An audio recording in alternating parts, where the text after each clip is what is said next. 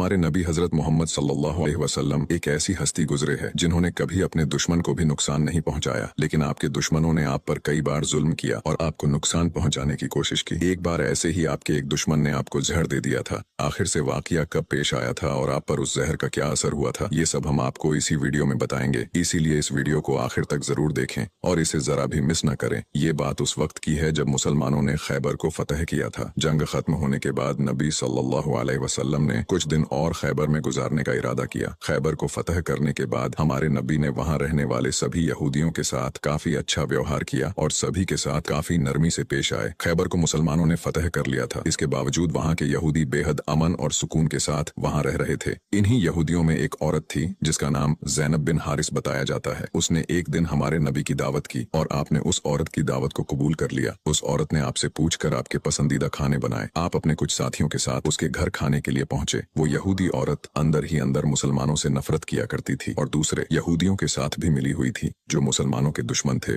उस औरत ने खाने में पेश होने वाले बकरी के गोश्त में जहर मिला दिया था। जब जहर से भरे उस गोश्त को आपके सामने पेश किया गया और आपने खाने के लिए एक निवाला उठाया और अपने मुंह में रखा तो आप समझ गए कि इसमें जहर मिला हुआ है। आपने तुरंत अपने साथियों को खाना खाने से रोक दिया और कहा कि इसमें जहर मिला हुआ है, लेकिन अफसोस कि आपके कुछ साथी उस वक्त तक कुछ गोश्त खा चुके थे जिसकी वजह से उनकी शहादत हो गई। कहा जाता है कि जहर के बारे में हमारे नबी को उस जहर की बोटी ने ही खबरदार किया था। इस वाक़े के बाद उस औरत के साथ साथ उसके सभी साथियों से पूछताछ की गई तो उन्होंने न सिर्फ अपना गुनाह कबूल किया बल्कि ये भी कहा कि हमने आपके साथ ये इसलिए किया क्योंकि हम ये देखना चाहते थे कि आप अल्लाह के सच्चे नबी हैं या नहीं। अगर आप अल्लाह के सच्चे नबी हैं तो इस जहर का आप पर असर नहीं होगा और अगर आप अल्लाह के नबी नहीं हैं तो हमें आपसे छुटकारा मिलेगा। ये बात तो सब जानते हैं कि हमारे नबी ने कभी किसी से बदला नहीं लिया, जबकि आप पर कई बार बहुत जुल्म किया गया जिसके बारे में कोई सोच भी नहीं सकता। लेकिन जब उस जहर की वजह से आपके सहाबा की शहादत हुई थी तो कानून के मुताबिक उस औरत को भी कत्ल कर दिया गया। लेकिन कुछ रिवायतों में आता है कि उस औरत ने खुदकुशी कर ली थी। वही कुछ रिवायतों में कहा जाता है कि उस औरत को माफ कर दिया गया था। इस बारे में कई मुफस्सरीन अपनी अलग अलग राय रखते हैं। एक हदीस में हजरत आयशा फरमाती है कि जब नबी सल्लल्लाहु अलैहि वसल्लम की जिंदगी के आखिरी दिन चल रहे थे और आप बीमार रहा करते थे, उस समय आप कहा करते थे कि खैबर में जो मैंने जहर से मिले हुए गोश्त का टुकड़ा खाया था उसका दर्द मैं आज भी महसूस कर सकता हूँ। ये बात कई किताबों से साबित है कि उस जहर का असर हमारे नबी के आखिरी दिनों में देखा गया था और इसी जहर के असर ने आपकी वफात में एक अहम किरदार अदा दिया था।